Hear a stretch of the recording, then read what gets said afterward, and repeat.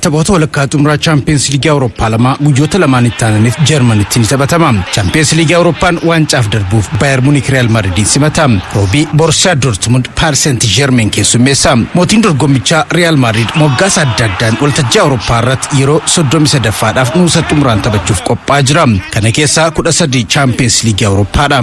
Bayern Munich waltajjii Awurooppaan marsaa 21ffaaf tapha nuusa xumuraa taphachuuf qophaa'aa jira. Kana keessaa 13 Champions League Awurooppaadha. Munich fi Madrid waltajjii Awurooppaan marsaa kana qofaa yeroo 8 waliin morkachuuf qophaa'aa jiru. Munich yeroo 4 yoo injifatu, Madrid 3 injifate. Taphoota 26 waltajjii Awurooppaa irratti waliin morkataniin ammoo Real Madrid yeroo 12 injifachuun goolii 42 Munich irratti yoo galchu, Bayern Munich yeroo 11 injifachuun goolii 39 Madrid irratti galcheera. Yeroo 3 qixa bahanii gareen Thomas Tuchel marsaa 16 irratti Lazio nuusa xumuraa irratti ammoo Arsenal injifachuun as ga'e.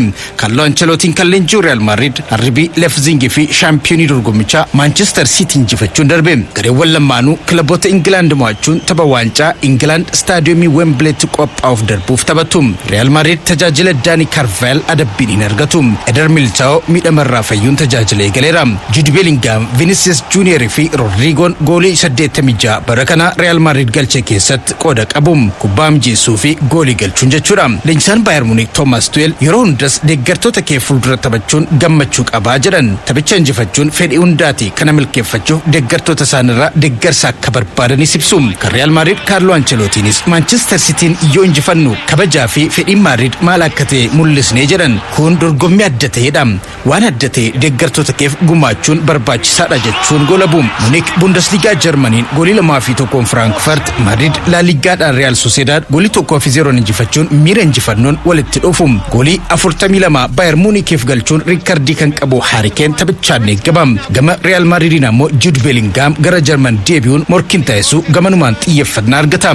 Real Madrid carraa waancaa La Ligaa bal'ifachuun waancaa dabalataa kan Champions Leagueif morkata. Munich waancaa Bundesliga waggoota 12 booda dhabuun carraa waancaa takkitti harka qabuuf morki jabaanii taasisaan eegama. Carlo Ancelottiin Harry Kane taphataa jabaa qabxii jijjiiru jechuun yoo jajan, Thomas Tuchel ammoo Jude Bellingham taphataa dandeetti addaa qabu jechuun jajan.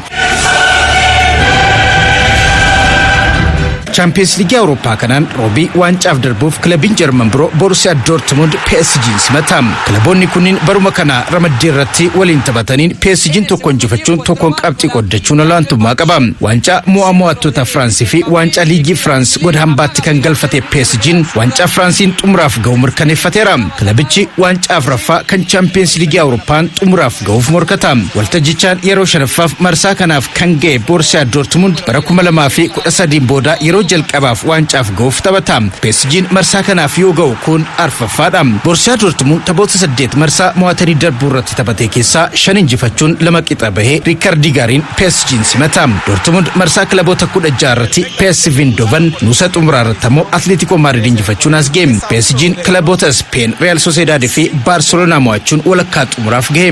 Leenjisaan Borussia Dortmund Edin Terzic tapha ramaddii jalqabaan PSG waliin ga'umsi mul'isnee gaarii miti. Tapha lammaffaan garuu gaarii ture jechuun morkii ramaddii irratti ture yaadachiisuun amma gareen kiyya fooyya'aadha jechuunis ibsu. Leenjisaan Paris Saint-Germain Luis Enrique taphataa fi leenjisaas taatee hojii keetiin namoota gammachiisu caalaa gammachuun hin jiru jedhan. Amma xumuraaf ga'uuf hojjannaas jedhanii jiru. Taphoonni Champions League Awurooppaa kunniin halkan sa'aatii 4 irraa eegaluun taphatamu.